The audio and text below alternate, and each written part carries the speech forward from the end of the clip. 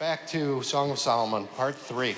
So, 2 weeks ago, Solomon got engaged to the Shulamite from the north, and it was all romance for 2 chapters. Everything was perfect, as it always is in romance. And then we came to the wedding night last week, very condensed chapter. He sends a carriage up north, or goes with the carriage. A limousine picks her up, brings her back to Jerusalem. They get married, and the scene ends in the wedding chamber on the wedding night as they consummate their relationship. I'm sure you all went home and read that this past week. And then now they enter into the marriage, and there's trouble in the marriage. The Shulamite has a second dream, and she dreams this at night as she's sleeping on her bed, that Solomon comes to her room, and here's what happens in the dream. It says, "I slept, but my heart was awake. Listen, my beloved is knocking. Open to me, my sister, my darling, my dove, my flawless one." He's just pouring on the charm. And he says, "My head is drenched with dew, my hair with the dampness of the night." In other words, he has snuck out of the royal palace in the middle of the night and has made his way to her room. And you can only imagine what he has in mind as he gets there. And he's pouring on the charm, peeking through the window. Oh, actually, they didn't have windows, so just peeking through the opening, talking to her. And she says, "I've taken off my robe. Do I have to put it on again? I've washed my feet. Do I have to get them dirty again?" Just what a guy wants to hear when he's traveled through the middle of the night to have sex with his beautiful bride. And it represents, this is all in a dream, it represents trouble in the relationship, because then what happens is he starts to try to open the door from the outside, reaching in, and he's furiously trying to open the door, and she sees this in her dream, and then all of a sudden her heart is moved within. She feels compassion for him, and she gets up and she runs to the door and opens it, and he's gone. In her dream, he's gone. And then she runs throughout the city like she did in a previous dream, trying to find him, but she can't find him this time. Like she did in the last dream, she found him and took him and held him tight in her first dream. This time she can't find him. And the watchmen of the city meet her again like in the first dream, but this time they actually abuse her and beat her up and take her cloak and all of the stuff, which signifies her beating herself up for rejecting her lover. And then she can't find him, and she says to the daughters of Jerusalem, last time she said, "Daughters of Jerusalem, do not hurry love until it's time." This time she says, "Daughters of Jerusalem, if you find my beloved, tell him I am heartsick with love." And then it ends. And you get the feeling that there's trouble and tension in the relationship. And of course, dreams don't specify all the tensions, but what we're gonna do today, one last time, I'm gonna invite, not the Shulamite, but the Shulamite up to be with me and to discuss these final chapters, the dream that she has, and then her final speech in chapter 8, where she really reveals a lot about love. One last time, welcome the Shulamite to the stage. So, there's trouble in River City. They're just not, they're not getting along quite as well as they did at first. And something's happening, and of course the dream doesn't specify, but we've looked at it and we've talked about it, and we've said, based on the context of Solomon's life, and based on what we know about marriage, there's probably some normal tensions going on, right? Yes. Okay. And one of those, the first most obvious, could be tensions over expectations about sex. Because again, he came in the middle of the night for more than just a little, let's read the Bible and talk together, okay? So there's tensions here about the sexual she probably relationship. hadn't seen him the whole day. She probably hadn't seen him the whole And she's already in day. bed, and then now he's like trying to Showing get in. up, right. So let's That talk was just about a that. little inconsiderate. Yeah, okay, let's talk about that. Let's talk about that. Good, let's.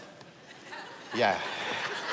How's that song go? You say no sex, I say always sex. You say no sex, and I say always sex, no sex. Always sex, no sex, always sex. What'd you drink? I don't know what the What close- did you put in your coffee this morning? I'm not telling, but I put in my bag. So sex, you know, women think first of all about non-sexual touching, about cherishing, about closeness, about all of that. And she may be sitting in the bed, not just thinking, I got my sandals off and my pajamas on, but we haven't been close. You haven't cherished me, you haven't touched me in a non-sexual way. And that could be part of the bump here, just that. Totally. Right, Totally. I mean, sometimes it just comes out of nowhere. right. So I think it's important that for a female, there's a setting of the stage, Yeah, just a little bit of attention, yeah. and the cherishing, I think, is really, really good. I think that's what we need. And it's in the Bible. Right. Ephesians chapter 5.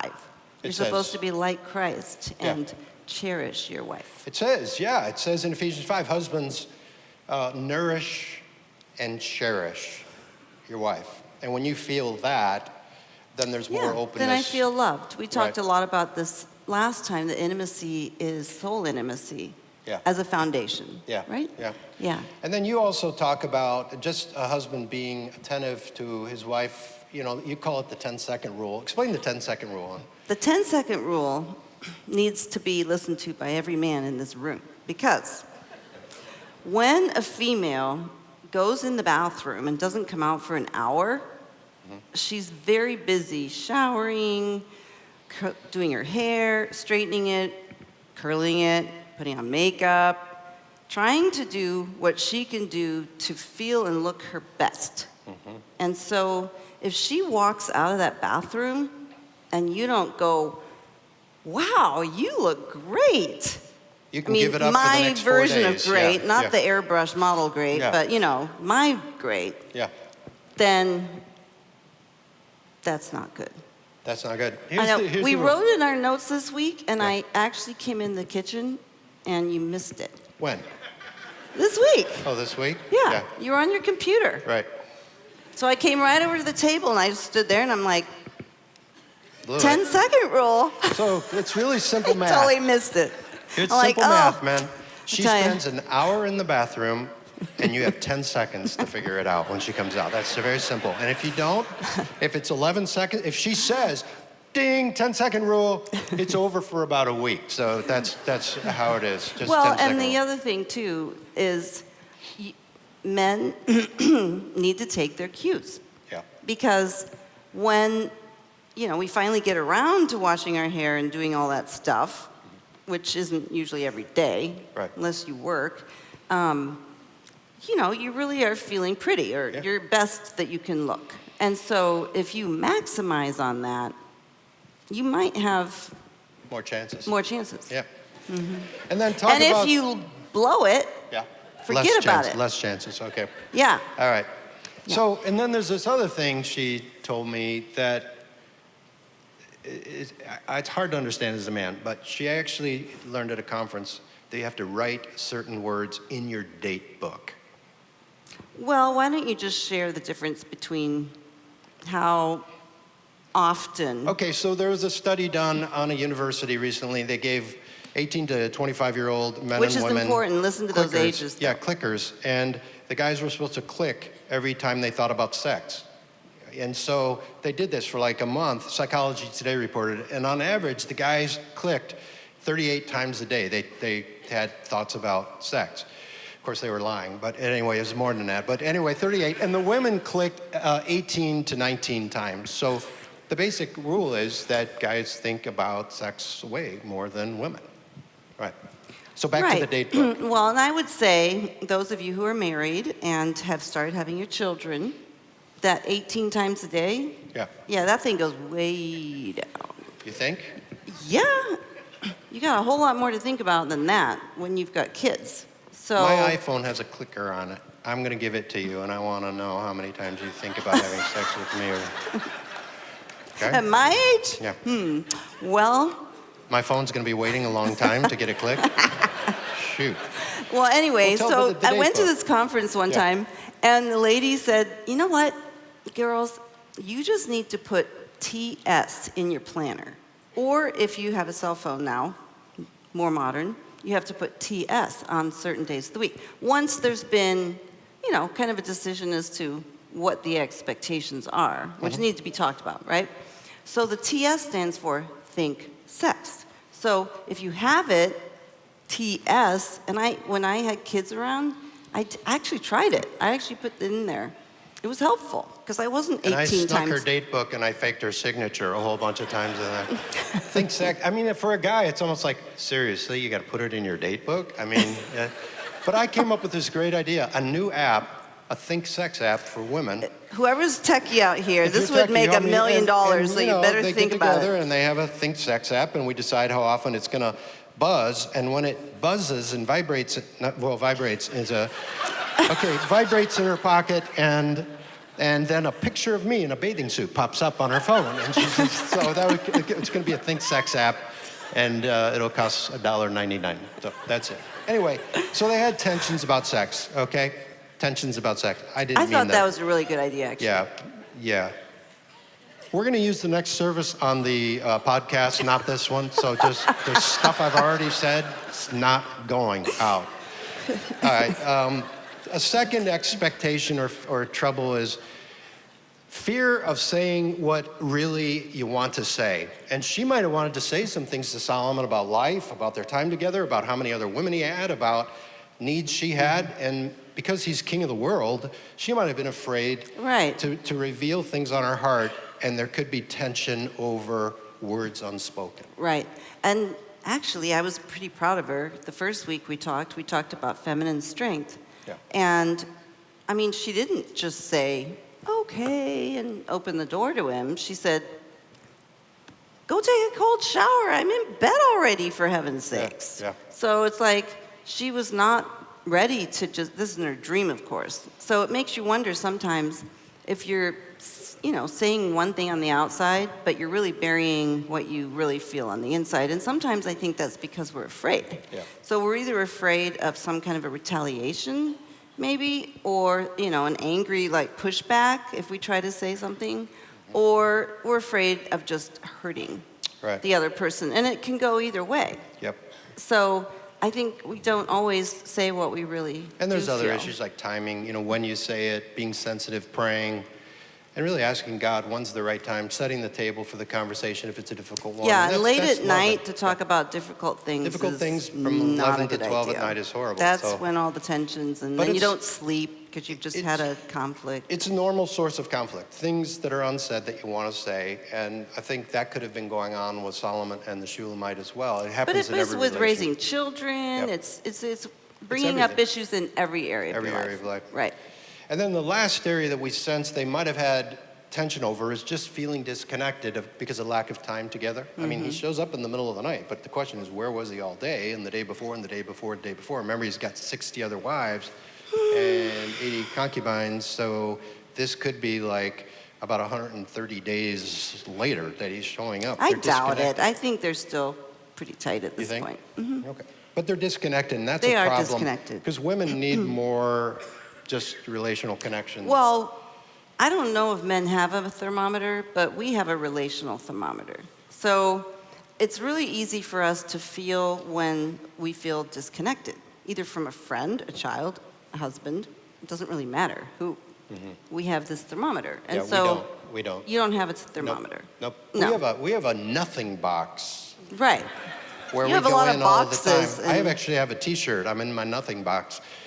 Like, That came from another marriage conference. we we've don't gone need to. a ton. Men don't need a ton of emotional connectedness. In fact, often we feel the emotional connectedness through being intimate together, and you want that relational. You have a thermometer, like we're But not I might connected. tell you, we might have talked like 2 days ago, and then I'll say, well, I don't feel like we've had a talk recently. And No, you you'll just kind say of look that at me after. like, You'll say that after 2 hours. You'll say, it's like 2 hours. You say, I don't feel like we've talked forever, and I'm like, we just talked. We just did. And you're like, no, I just don't feel like I even know. Who are you? I mean. So there's these tensions, and they were happening with Solomon. They happen in every marriage. Different differences over sexuality, desires, needs, over connectedness, time together.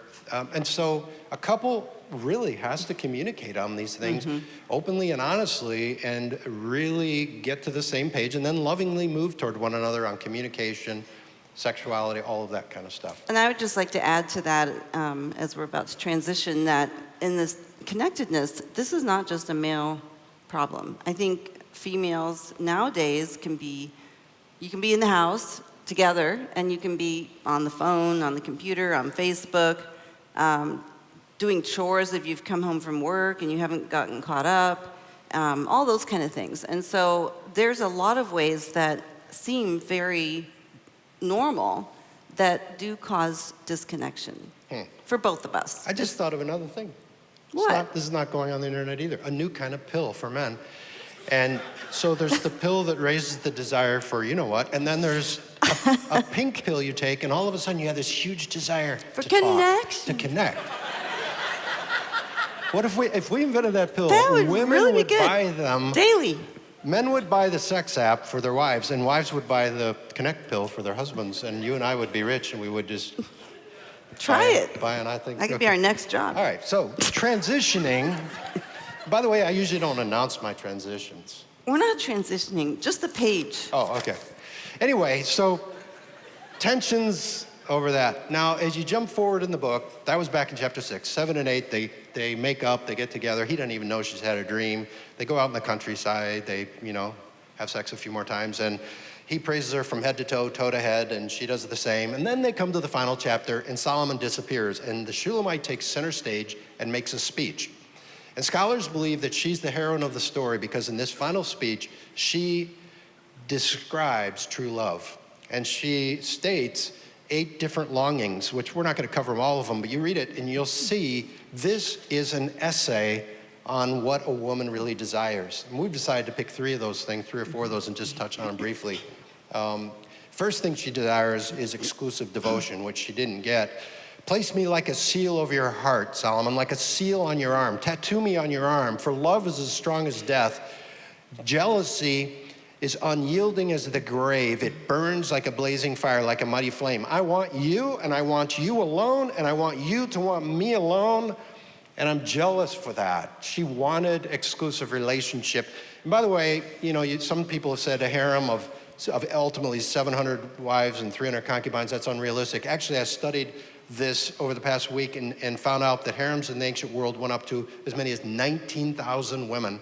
And these monarchs had entire cities where they kept their harem. On the top list of the biggest harems in the history of the world, yes, I did study it this week, Solomon didn't even rank in the top 10. So this is very realistic. It's a relatively small harem.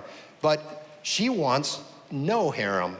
She wants to be like on the Bachelor show. Well, he was acting like she was the one. Yeah, my unique one, you're my dove, a lily, Lily among thorns. Lily among like all thorns. the other girls Yeah. were thorns compared to her lily. Non-existent. It's like she wanted to be on the Bachelor show, but she wanted to be the only bachelorette. Yeah. Unique, yeah. And you talk about Yeah. the difference between jealous love that's protective and possessive. Explain that. So, in a book that we read called The Cry of the Soul, there's a chapter on jealousy. And there's this good comparison between possessive jealousy and protective jealousy.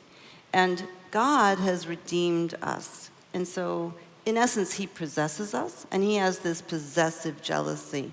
We can't, in a marriage, have possessive jealousy. I can't possess you, but I can have protective jealousy. And that's what she had. I mean, she had this jealousy that was unyielding as the grave. And it was a protective jealousy for their relationship to stay connected and close. Mm-hmm. And she had every right to desire that because Yeah. God designed marriage to be between Right. one man, one woman, not between one man and 700 women. And, Yeah. and when you think about it, you've got to really think, now, how do I do that? How do I protect my marriage? And if you're in the workplace, I mean, a simple thing would be if you're working with people from the opposite sex, don't be spending a lot of time one-on-one with someone. If you're, doing things on committee teams or anything, you just have to continue to remember that this is number one, and anything we need to do that keeps from the other person Yeah. feeling that the protection's not there, then that's our responsibility. I would even say connecting with old high school friends on Facebook or something and getting into Yeah, these. that's super popular It's now. really I think a breach Yeah. of the confidence between two. So protecting jealous. She desired that. She Thank didn't you get that. I feel that with you. Oh, thank you. I feel that with you too. But you don't even know how to use the computer that well. So anyway, I don't know what? nothing. No? Nothing. I missed that. I don't want to have a no sign for the next week. So, okay, longing for, You just don't have the tattoo on your arm yet. I know it. I know your kids have been asking you to do it. Longing for a spouse that values love as much as she does. Here's a verse that there's a song the Beatles sang. They stole it from the Shulamite. Literally, she says, if a man tried to buy love with all of his money, his offer would be utterly scorned. Money can't buy me love. The Beatles stole that. They owe her rights. They're covering her song. She said to the richest man in the world, you can't buy this. You can't satisfy me with your palace, everything. You can't satisfy me with anything but love. And she longed for that. She was basically saying there are no substitutes for what I really want from you and what I want he from tried the verbal turn on with Yeah. all those words when he showed Oh, up in man, the dream. flawless one, perfect one, my dove, beautiful, head to toe. She's like, yeah. So men try to provide, they try to do acts of service. I'll try to do the dishes, I'll try to fix your car. That's not what you're looking for. No. I mean, those things are okay. I really but- appreciate you doing the dishes. Right. But if you then come back at me when I say, I don't feel like we've connected, and I really need more of you Yeah. right now. And then you're like, what more do you want? Like today I did the dishes, I did the laundry, and kind of, sometimes you don't say it, but you sort of leak it. Yeah. And then I'm like, great, never mind. Yeah. I'll go to the Lord. Yeah. I said that one time and that made you really mad. What? I said, but the Lord understands. I'll just go talk to him. Yeah. That, you got really mad. I'm going to transition to. That's nowhere in my notes. And that wasn't too long ago, by the way. Yeah, I did. But No. the Lord works. He's You really get my. ticked off over the craziest thing. She says, well, at least the Lord understands me. And then I'm thinking, oh, well, that means I don't. Okay. So it wasn't so much that you were saying the Lord understands you. It was reflecting back, oh, well, Well, I he guess does understand me. I don't. Yeah, he does. And I don't. I admit it. I do not understand you. I know, I'm admit it. complicated. High maintenance, complicated. So her longing for secure love, her longing for somebody that gets love. And Solomon, he didn't get it. It says he loved many foreign women. He held fast to them in love. He didn't get exclusive love. He didn't get a woman's heart. He didn't get any of that. She also, in this closing speech, there's an expression of desire for sexual purity for younger people. Mm-hmm. And the way it comes out is some speaker, we don't know if it's her or the other women or who, says, we have a younger sister and we need to protect her. What shall we do for her if she is a door? Meaning, what if she's wide open to all these men that want to come after her and she's, doesn't protect herself? And the response from the other group listening is, we will protect her. We will build a wall around her if she's a door. But what if she's a wall? Mm-hmm. Well, if she's a wall, we are going to celebrate her. We're going to place crowns and ornaments on that wall. Mm-hmm. And the message is that we need to encourage younger men and women to protect their purity for marriage. And she says, I was a wall. I protected myself, and I became to him like one who brings great contentment. Mm-hmm. And so this issue of purity is not just in Scripture a law, like it's not a right or wrong issue for God. It's a blessing or lack of blessing issue in your own life. And it's presented as something good for you. And I think that's what needs to be emphasized with young people. When you protect yourself and when other people come around and guard you and hold you accountable, they're actually trying to do something that in the long run is going to bring blessing and contentment to you. Absolutely. Yeah. And you talked about Yeah, and I love the way the book starts with, in chapter 1, where she talks about her mother's sons who made her go work in the vineyard. And then she used that vineyard motif to say, but my vineyard has been neglected. In other words, she hadn't had time to take care of herself. But then at the very end of the book, she says, my vineyard is mine to give. And I love the way, again, she's just showing the dignity of herself, no matter what. Even if Solomon, is going to do what he does, she still is able to be strong in herself. Mm-hmm. And one time, many years ago, there was a book that came out by Josh Harris called I Kissed Dating Goodbye. It's kind of an old book now. But one of the things he said in there I think is really important to share, and that is he had this kind of a vision one day, and he kind of imagined himself in his wedding day, and he was going down and being up at the front of the church with his wife, and instead of the attendants for her bridesmaids being her girlfriends, it was all of his old girlfriends. And that was kind of a shocker to him because he was like, whoa, I do not want to have all of these girls, you know, and my relationship with them be a problem in my marriage. In the mind, Right. and And in I, the heart. you know, sadly, I can say when we got married, I probably could have had boyfriends up on the line. You only had one girlfriend before me, so. Your boyfriends would have surrounded the whole church building, practically. No, not quite. Well, anyway, but I think the other thing that was really something that hit me was when somebody's in a relationship with somebody else, especially when you're younger and you're not married yet, you might be dating somebody else's wife or somebody else's husband. Well, chances are you are. Yeah. I mean, the And majority of the so time you are. if you really think, I am in a relationship right now with someone who's going to be possibly married to somebody different than me. And that needs to make a difference too in the protection of how we go forward with that relationship. And so I think it's a beautiful thing to just think about that.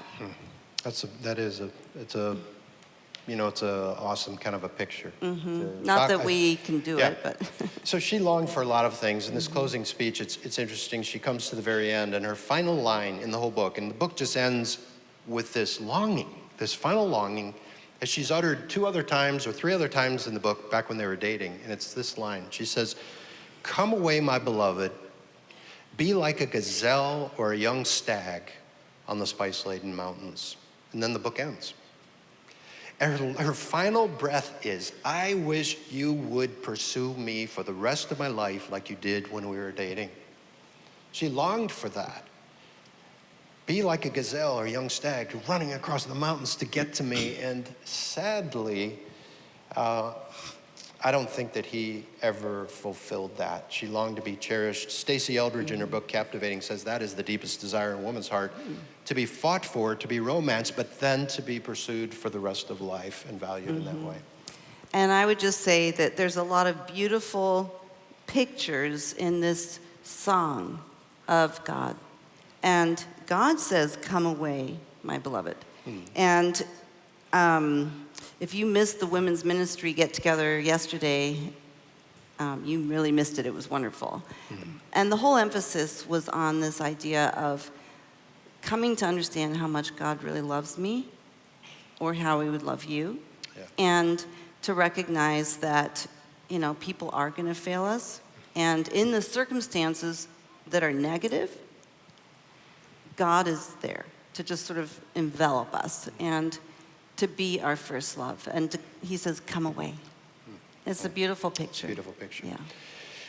Well, as we wrap up, I just want to thank you once again for being my partner in this series and helping me out and being a student of the Shulamite, because it's had a huge impact on you. I think this woman's journey, a lot of women in the Bible have impacted you, but I think this woman has impacted you very deeply, and I appreciate you bringing out stuff that I never would have seen. And quite frankly, most of the commentaries I read, they don't see any of this stuff. So I think you should write a book. The Shulamite Studies the Shulamite. That'd be just a, yeah. We'll do it. And we could have all the apps and things I've mentioned at the end. And thank you. Thank you so much. Yes. Yeah.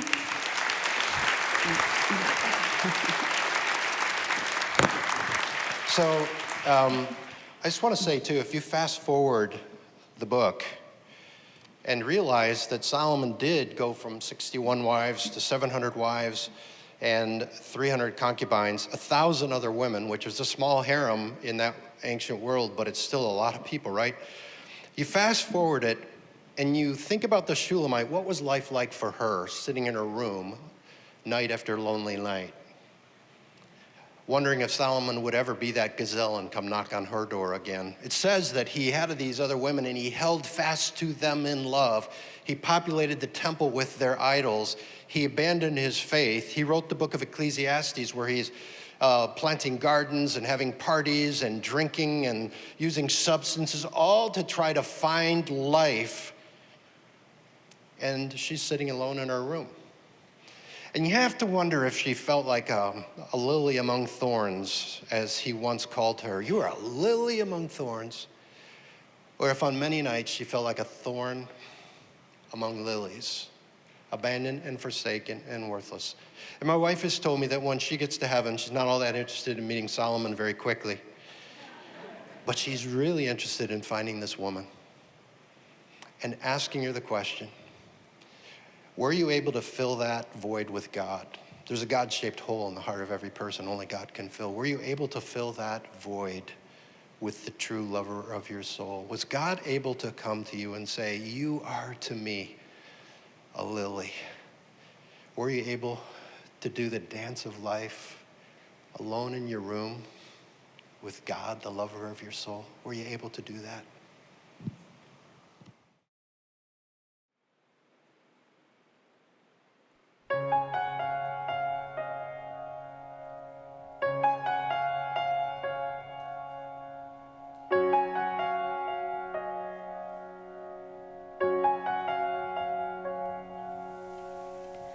You steady me, slow and sweet.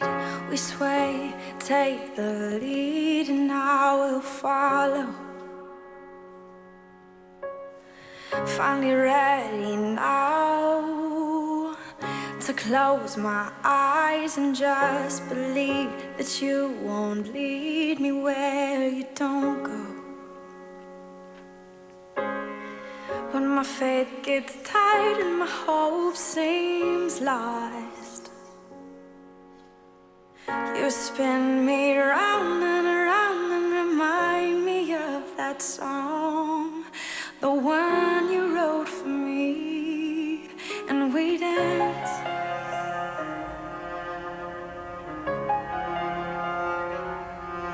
And we dance.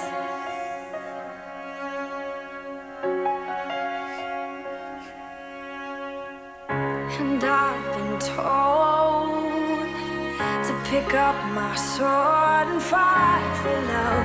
Little did I know that love had won for me. Here in your arms, you're still my heart again. I'll breathe you in like I've never breathed till now.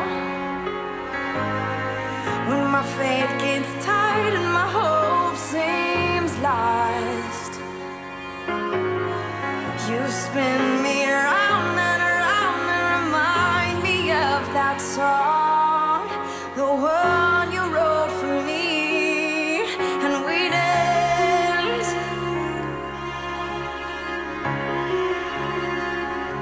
Oh, we dance. Oh, when we dance, we dance. Oh, we dance, just you and me. And I will lock eyes with the one who's ransomed me, the one who gave me joy for morning.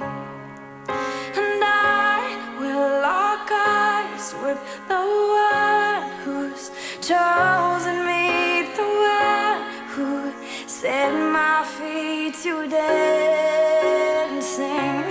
Oh, I will lock eyes with the one who's ransomed me, the one who gave me joy for morning. And oh, I will lock eyes with the one who's chosen me, the one who set my feet to dance.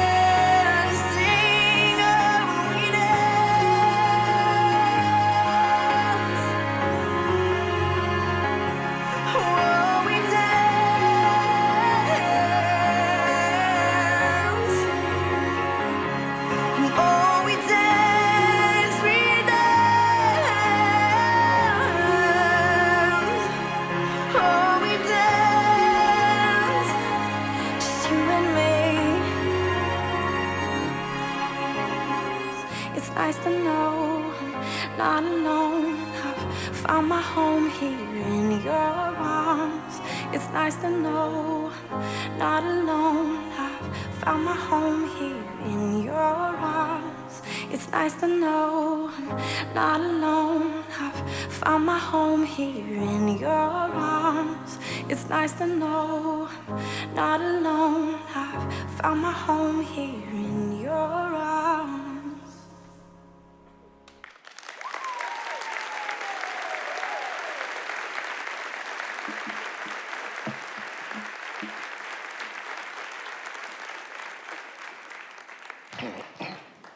It's interesting being a husband and watching a wife on a journey over a year and a half, and realizing that's not a dance or a performance. It's a story, and it's her story. I found her in the bathroom about a year ago, 11 at night, listening to a song called We Dance, and she was dancing around the bathroom, and it's been a year of loss and difficult things for her in family, some family losses, loss of ability to dance. We haven't done ballroom dancing for a year and a half now because of pain in her feet, serious pain all over her body, and there's been a lot of losses. And she was dancing around, and she said to me, maybe someday God would let me dance this with him. And so it came up a week ago in a programming meeting. And for a year, I've actually, whenever this song came up, I just squashed it in programming, like, don't bring up that song. Because for us, it's a very emotional song. And I knew that if we ever did the song in church and she wasn't able to dance with the Lord, it would, be a deep pain. And it came up a week ago. Somebody brought it up, and I went home that very day. And we're talking at the kitchen table, and she flipped open her planner from 2016 for some reason. She flipped it open to the exact day a year before where she had been in the bathroom that night, and she'd listened to the song and written out the words. And she says, hey, look at this song. Remember when I did this? And I said, that came up in programming today. And I said, it's time. So it's not just a performance, it's a story. You have under your chair a little piece of rope. I invite you to take one. And this rope symbolizes something we learned in life, and the Shulamite had to learn, my wife's had to learn, I have to learn. There's something called the cliff of safety, where we all live and we try to manage life, and we stay protected. We use all our self-protective strategies, try to manage and control and do everything ourselves. And then God brings down a rope from him, hanging from his character from heaven. And it's the rope of faith. And the abyss below is called the abyss of fear. If I go there, if I go into that relationship, if I do that, if I trust him, that's a fearful place to go, to jump. But God invites us to take that rope. And whether it's moving into a relationship that's broken, whether it's, you've been hurt in the past and you've built walls against relationships, or if it's something else in life, a health issue or a job issue, and God's inviting you to take the rope and move forward, or if it's doing a dance when your feet can't dance, whatever it is, we invite you today to take that piece of rope and hold on to it as we conclude this series, and just trust God for whatever it is. He asks you to take hold of that rope and to step out in faith and to jump, knowing that he is good and he is trustworthy. And once again, as we conclude this series, there will be prayer teams all along the curtains. If you feel the need to go and talk to somebody during the worship or after, we certainly want to be there to pray with you. Lord, we thank you that you are the one, the only one, that can fill the God-shaped hole. Thank you that you could do that for the Shulamite. Thank you, you could do it for Shirley. You could do it for me. You could do it for every one of us. You are the living water that satisfies now and forever. And thank you that to you, we are chosen ones. We are all lilies among thorns in your eyes. Thank you for your great love. In Jesus' name, amen.